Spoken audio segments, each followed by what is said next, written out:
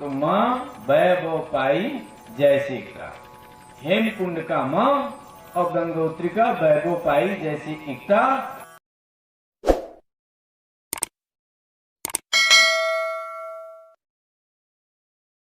कुछ कहते हैं वह तो विश्व व्यापक है।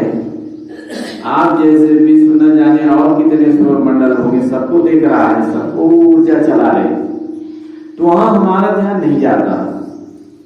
हम किसी व्यक्ति परक इष्ट से समिट जाते हैं। तो जब व्यक्ति परक इष्ट से समिट जाते हैं तो हम धीरे धीरे और छोटे होते चले जाते हैं।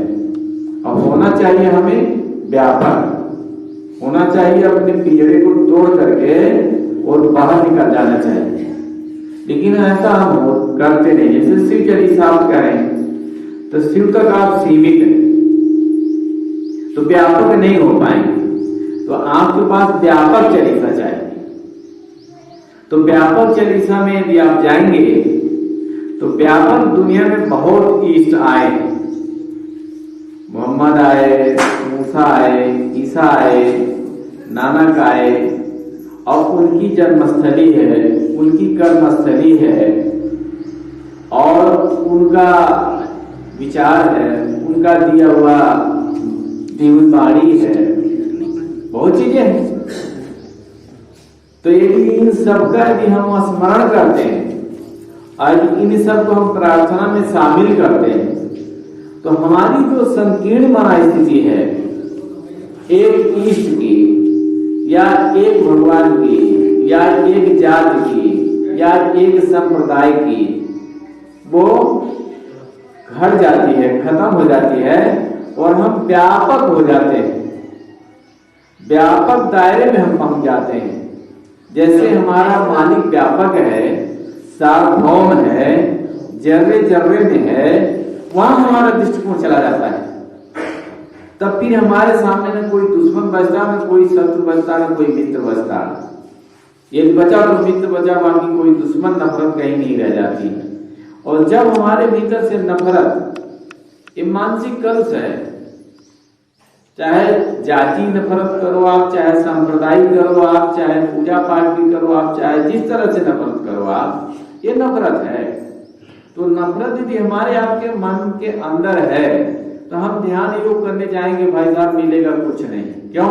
ढूंढने जा रहे हैं व्यापक वाले को, और मन एक आदमी से सामने वाले से घृणा कर रहे हैं।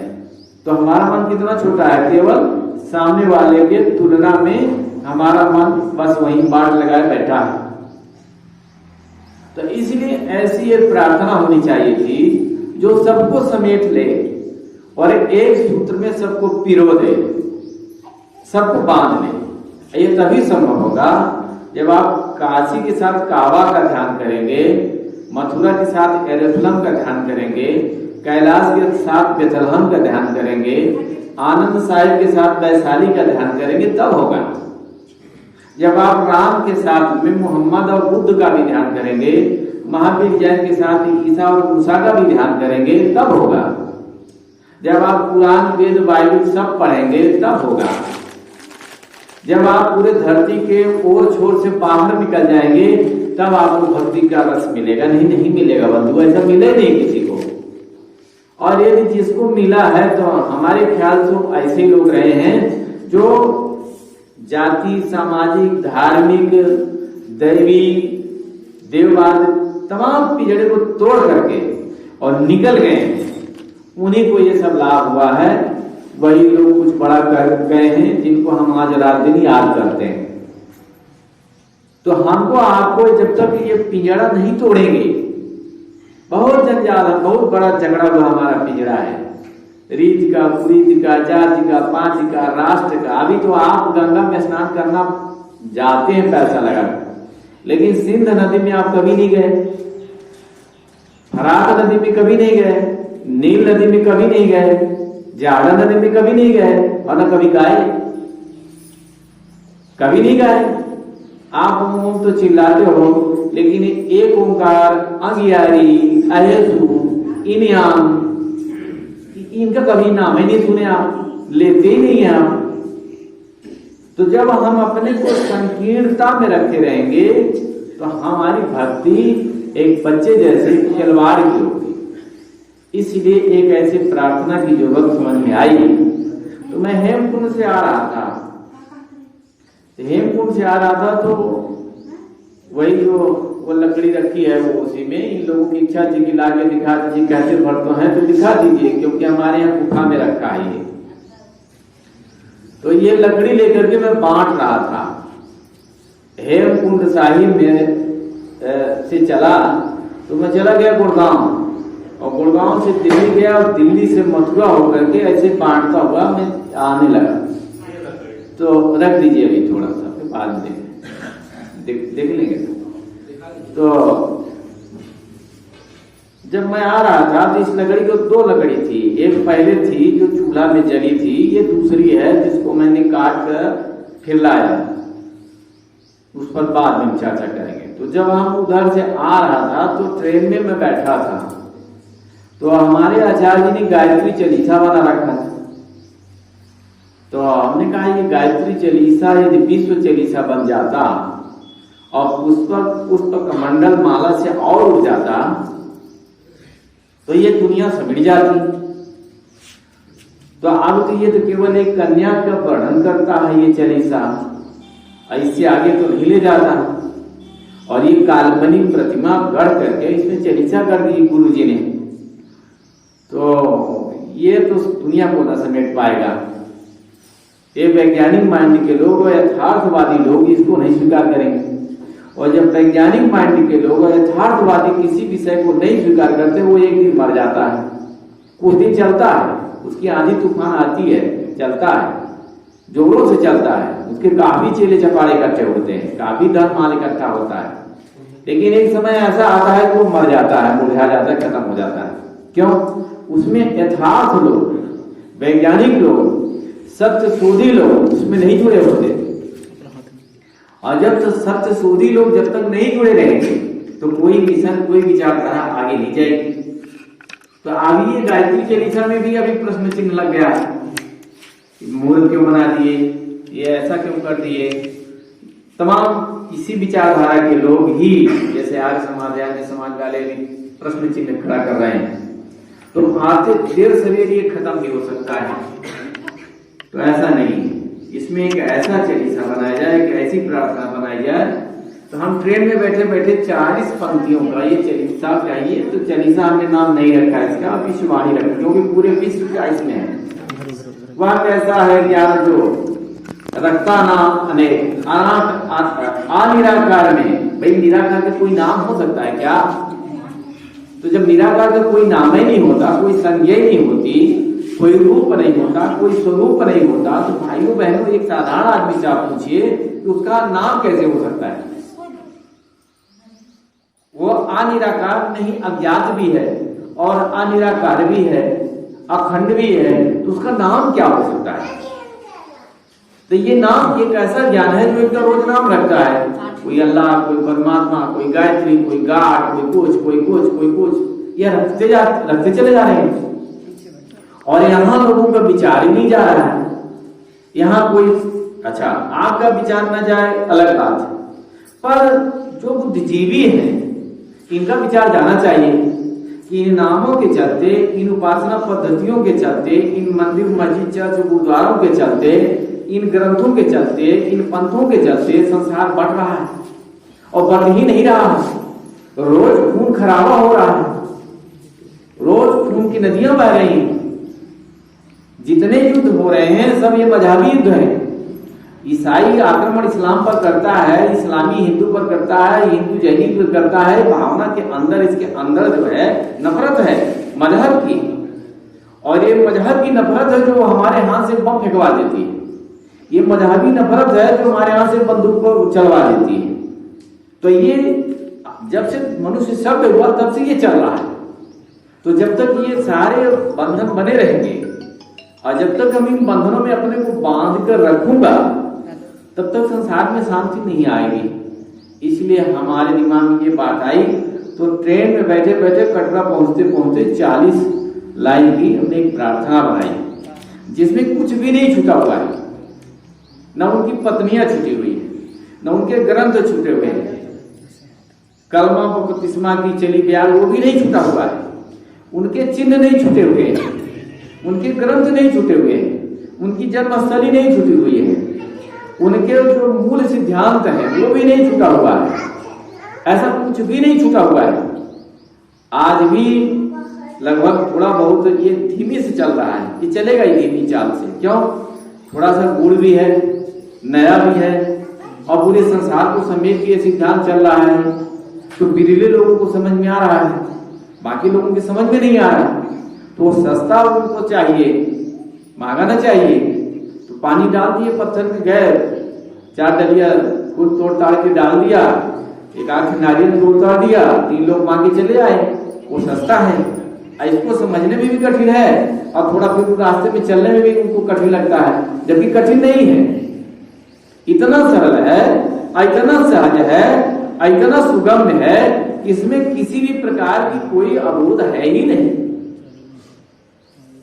इसमें किसी मतांतर को मानने की जरूरत नहीं, किसी गुरु की जरूरत नहीं, किसी पंथ में नाम लिखवाने की जरूरत नहीं, कोई लाकेट बाकेट चिपकाने की जरूरत नहीं, शरीर पर कोई चिन्ह प्रतीक लादने की जरूरत नहीं। इतना सहज है, इतना सहज है, इतना सहज है, और किसी के पीछे समर्पित होने की जरूरत नहीं, अपने प्रति समर्पित होने की जरूरत है, अपने भीतर उतर जाने की जरूरत है।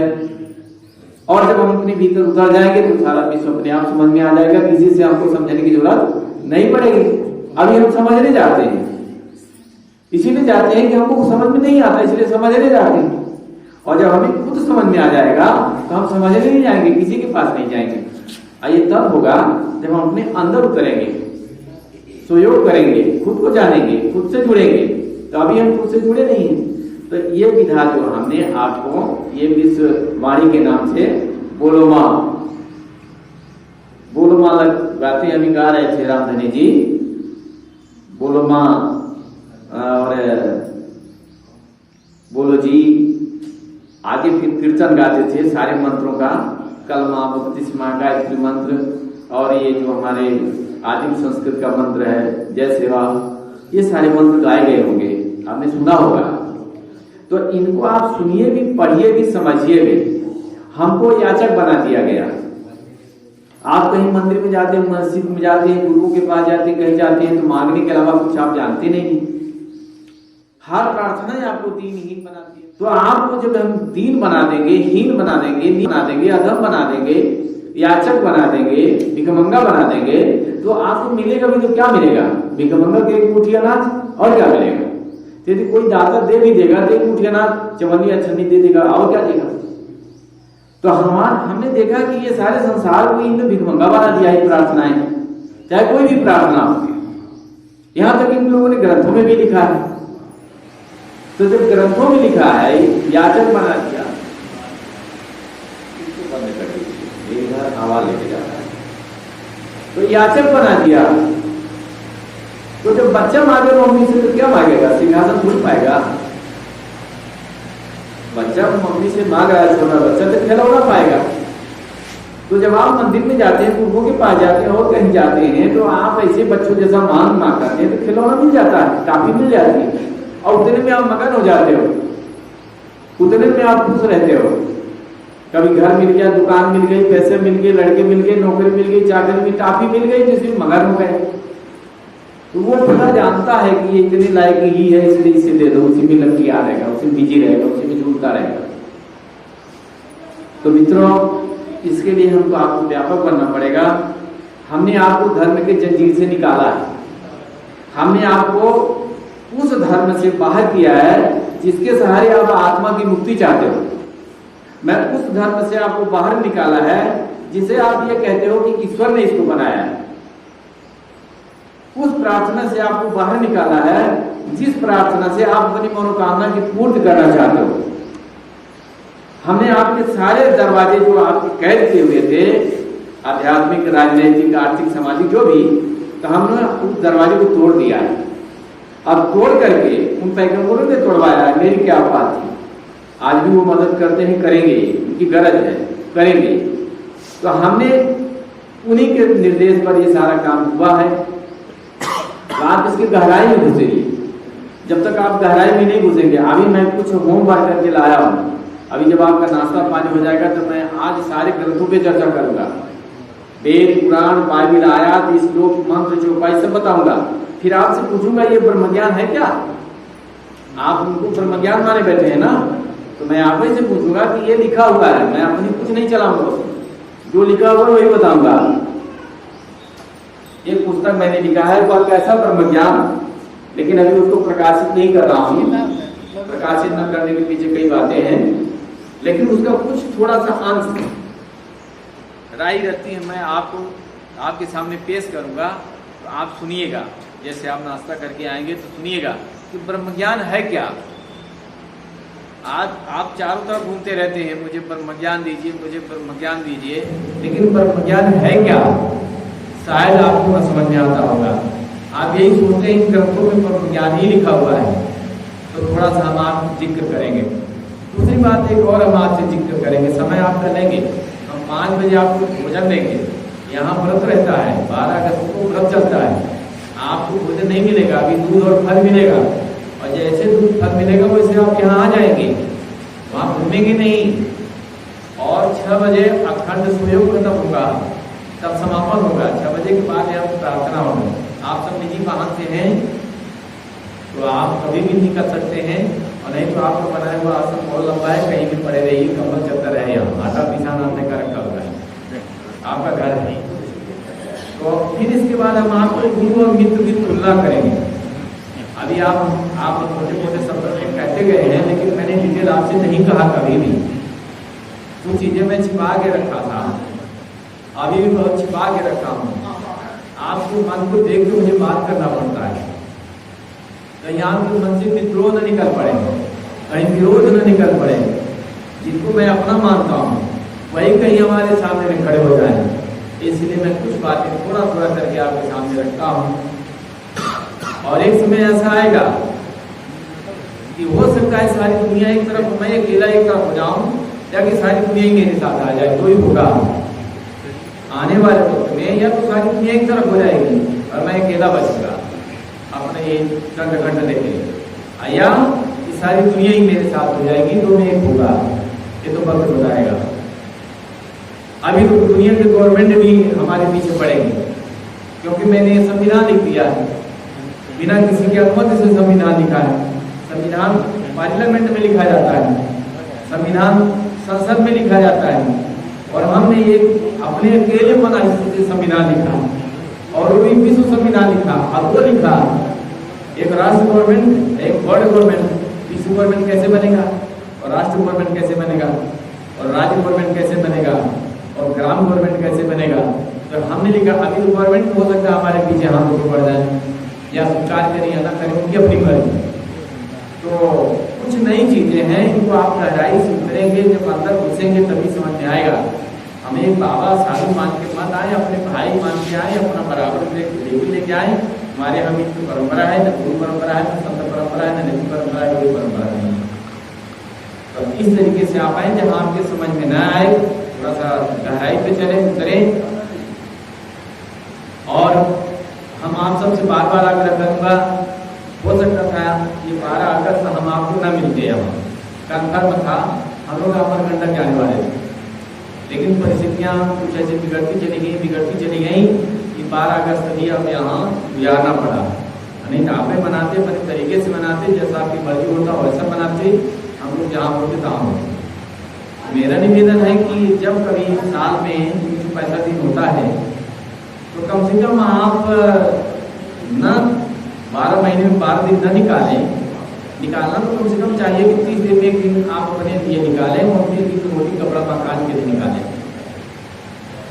पर यदि आप न भी निकालें तो 365 दिन में 364 दिन रोटी कपड़ा में करने पर एक दिन जरूर आया करें।